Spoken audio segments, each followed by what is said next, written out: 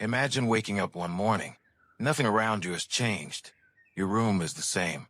Your job is the same. Your family is the same. Even the sound outside your window is exactly as it was yesterday. And yet, something feels profoundly different. The conversations that once entertained you now feel strangely empty. The goals you spent years chasing suddenly seem meaningless. Crowded places exhaust you. Old friendships begin to feel unfamiliar. Sometimes, without warning, a wave of anxiety rises inside your chest. Your heart races. Your thoughts spiral. You wonder if something is wrong with you. Or worse, you wonder if you're losing your mind. Here's the strange part. What if this anxiety isn't a sign that you're falling apart, but a sign that an old version of you is? Most people think a spiritual awakening should feel peaceful. They imagine constant clarity, inner harmony, a deep sense of love. But history tells a very different story. Again and again, those who underwent profound inner transformation first walked through confusion, not certainty, isolation, not belonging, silence, not answers. Perhaps the greatest misunderstanding about spiritual growth is believing that awakening begins with light. It doesn't. It begins with the uncomfortable realization that the life you've been living no longer fits the person you're becoming. And that realization shakes the nervous system because your brain has one primary responsibility: not happiness, not enlightenment, survival. Every habit you repeat, every belief you hold, every identity you defend exists because, at some point, your brain decided it helped you survive. So what happens when those beliefs begin to collapse? Your nervous system doesn't celebrate. It panics. Imagine spending your entire life living inside a familiar house. You know every room, every hallway, every creaking floorboard. One day, someone tells you the house has hidden cracks in its foundation. At first, you ignore them. Then you begin noticing the cracks yourself. Suddenly, the place that once felt safe becomes unsettling. Nothing has physically changed. Only your perception has. This is what happens during many spiritual awakenings. The external world remains largely the same, but the internal map you use to navigate it begins dissolving. Carl Jung believed that psychological transformation often begins with what he called a confrontation with the unconscious. Notice the word he chose. Not conversation, not discovery, confrontation, because the unconscious rarely introduces itself politely. It interrupts. It disturbs. It questions everything you've spent years believing about yourself, the identity you carefully constructed, the roles you learned to perform, the ambitions that once gave your life direction. One by one, they begin losing their emotional grip. At first, this feels liberating. Then something unexpected happens. Anxiety. Not because you found the truth, because you've lost certainty. And the human mind would often rather live with a painful certainty than the liberating uncertainty. Neuroscience offers an intriguing explanation for this. Your brain is fundamentally a prediction machine. Every moment, it's trying to answer one question: what happens next? The better it predicts the future, the safer you feel. Routine creates prediction. Prediction creates stability. Stability calms the nervous system. But a spiritual awakening quietly destroys old predictions. The future no longer looks familiar. The person you thought you were no longer feels real. The future you imagined no longer inspires you. Your old motivations fade before your new ones have fully emerged. Psychologists sometimes call this a transitional identity. Ancient traditions described it differently. They spoke of crossing a desert, a forest, a dark night, different symbols, the same experience, a place where the old self has already begun dying, but the new self has not yet been born. This in-between space is deeply uncomfortable because the human mind craves conclusions. It wants labels, definitions, certainty, but transformation refuses to move that quickly. Think about a caterpillar entering a cocoon. From the outside, it appears peaceful. From the inside, everything is dissolving. Its old body literally breaks down before something entirely different can emerge. If the caterpillar could think like a human, it might call this process failure, or chaos, or death. It would have no idea that its apparent collapse is actually preparation. Perhaps the same is true for us. Maybe anxiety is not always the enemy. Maybe sometimes it is the emotional language of transformation. But here's where many people become trapped. They mistake awakening for isolation. As their inner world changes, they begin withdrawing from everyone, not because they want solitude, but because they no longer recognize themselves. Conversations become exhausting. Social gatherings feel artificial. Even family relationships can begin feeling strangely distant. This creates another layer of anxiety. If I'm changing this much, who will still understand me? It's a frightening question, because beneath it hides an even deeper one. If I stop being who everyone expects, who am I? That question has haunted philosophers for thousands of years. But Jung gave it a fascinating psychological interpretation. He believed much of what we call our personality is actually a mask, a necessary one, a social identity developed to function in the world. He called it the persona. The persona isn't fake, it's adaptive. The problem begins when we mistake the mask for the face. During a spiritual awakening, cracks begin appearing in that mask. At first, this feels like freedom. Then it begins feeling like exposure. Imagine wearing heavy armor every day for decades. Eventually, it becomes part of your body.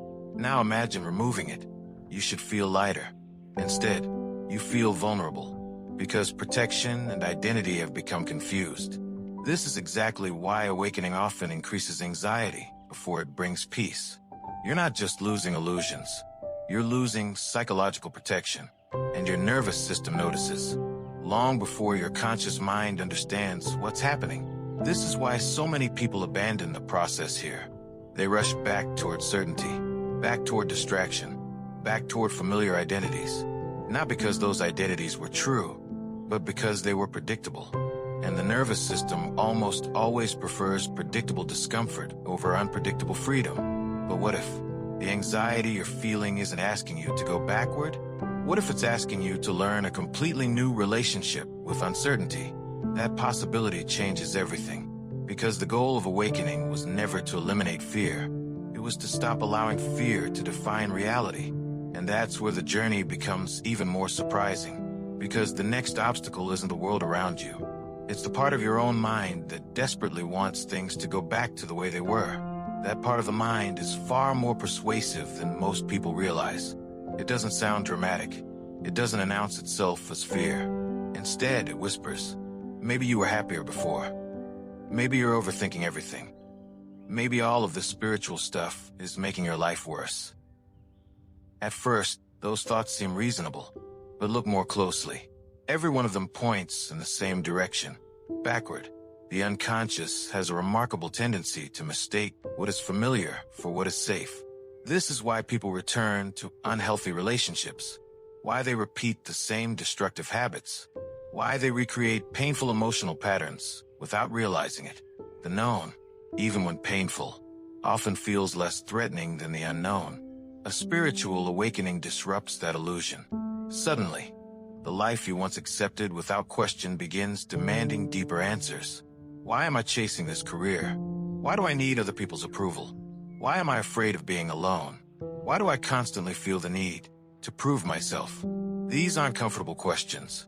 They don't simply change your opinions. They challenge the architecture of your identity.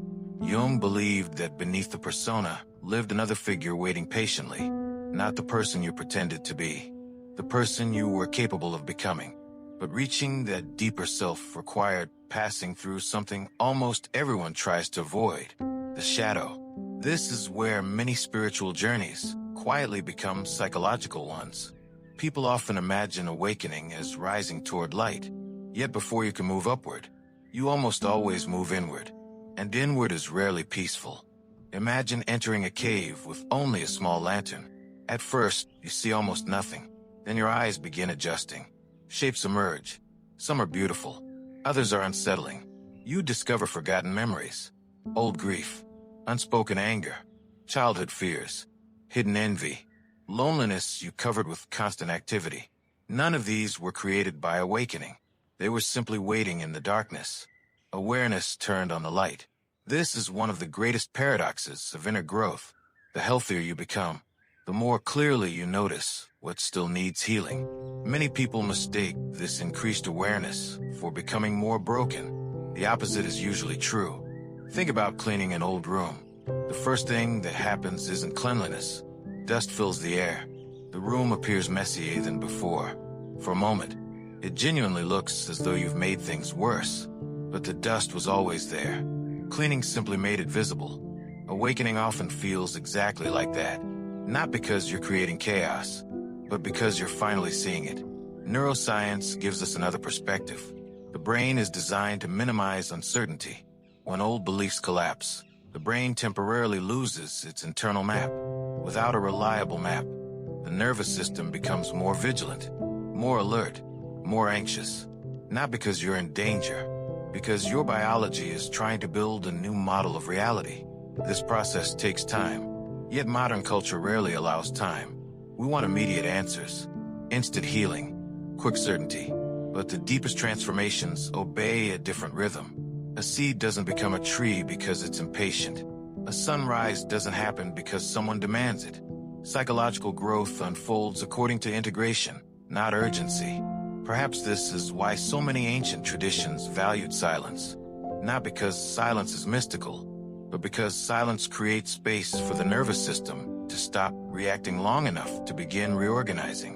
When your entire identity is shifting, constant stimulation becomes overwhelming. Every notification, every opinion, every argument, every comparison, they pull your attention outward precisely when your psyche is asking you to look inward. This doesn't mean escaping the world. It means creating enough stillness to hear your own mind beneath everyone else's voice. And here's where meditation becomes something very different from what most people imagine. It isn't an escape from anxiety. It becomes a relationship with anxiety. Instead of asking, how do I stop feeling this? You begin asking, what is this feeling trying to protect? That question changes everything, because fear always protects something. Sometimes it protects survival. Sometimes it protects an old identity. Sometimes it protects a wound that never had the chance to heal. If you listen carefully enough, anxiety often tells a story, not about the future, about the past. Perhaps the fear of being judged isn't really about today's conversation. Perhaps it belongs to a classroom decades ago. Perhaps the terror of rejection doesn't belong to the person standing in front of you. Perhaps it belongs to a younger version of yourself who concluded that love had to be earned. Awakening doesn't create these stories. It uncovers them. And once they become visible, you have a choice. You can continue living inside them, or you can begin rewriting them. This is where genuine spiritual practice begins. Not in extraordinary experiences, not in mystical visions, but in ordinary moments. The moment you notice your heartbeat accelerating, and choose to breathe instead of panic. The moment an old fear appears, and you observe it instead of obeying it. The moment uncertainty enters the room, and you no longer rush to escape it. These moments seem almost insignificant, yet they are quietly changing the structure of your mind. Every time you remain present without running away, your nervous system receives new evidence. Maybe uncertainty isn't always danger. Maybe I don't need to control everything. Maybe I can survive not knowing. That's how trust is built, not through ideas, through experience. Little by little, the anxiety that once felt like an enemy begins changing its role. It becomes a messenger rather than a master, a signal instead of a prison. Eventually, you notice something extraordinary. The questions that once terrified you become the very questions that set you free. Who am I without this identity? What remains if success no longer defines me? Can I still be whole when life feels uncertain? For the first time, you stop searching for immediate answers because you realize something profound. The purpose of awakening was never to give you certainty. It was to make you large enough to live without needing it. And perhaps that is the deepest transformation of all. The anxious mind believes peace comes from controlling the future. The awakened mind discovers peace comes from no longer fearing it. Maybe your anxiety isn't proof that you've lost your way. Maybe it's proof that you're leaving behind a version of yourself that was built to survive, so that something deeper can finally begin to live. Not a perfect self, not an enlightened self, but a whole one. And wholeness has never required the absence of fear, only the courage to keep walking, even when the old map no longer works. Because every genuine awakening begins the same way, not with certainty, but with the unsettling feeling that the person you have been is no longer the person you are becoming.